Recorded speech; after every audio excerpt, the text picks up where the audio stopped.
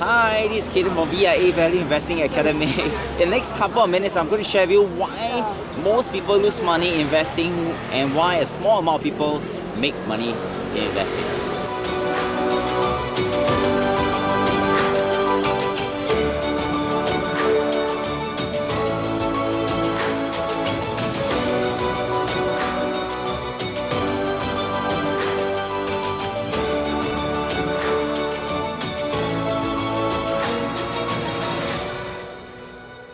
So I'm standing right in the entrance of this place called Tang, which is right in the middle of the city of Kaohsiung, Taiwan. So I'm going to answer one common question about why most people lose money in investing and why a small amount of people make money in investing. So in order for us to make sure that we do well in investing, we first have to understand the difference between two types of assets. And one is called an income generating assets, and the other type of assets are those that don't generate income. So let me give an example of assets that produce income. For example, if you buy a property and then you rent it out, rent a room out or the entire house out. Now these are assets that allow you to generate income. But having said that, there are certain type of assets that do not produce income. For example, if you buy a block of gold, if you buy a bottle of wine, if you collect a painting, all these are assets that don't produce income. But it doesn't mean that they are bad assets or it's the wrong thing to do. So in order for you to know which one works best for you, let me ask you a couple of questions. So let's say you have $100,000 today and you buy a block of gold which weighs 10 kg.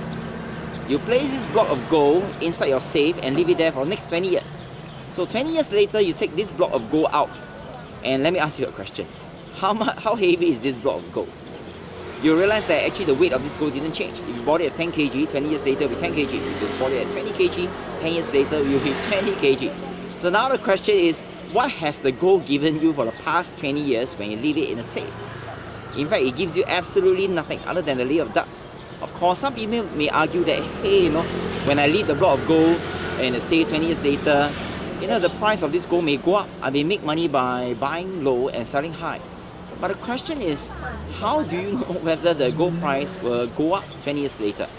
So the only way to know is 20 years later, which is pretty dangerous, isn't it? Because if 20 years later the gold price didn't go up, in fact, you're just wasting 20 years of your time and you're wasting money because there is opportunity cost to it. But what would happen if you take the same amount of money, which is $100,000, and you own an income generating assets, for example, a business.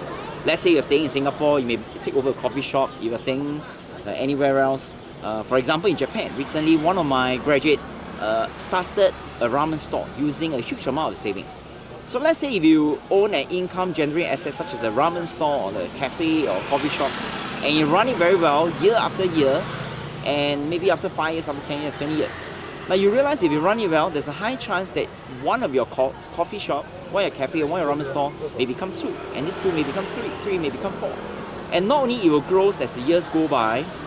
Now, every single day, this cafe, coffee shop, this business gives you some form of income. And this kind of assets are known as income generating assets. So let's go back to the fundamental question. If you have $100,000 today, what kind of assets do you invest in?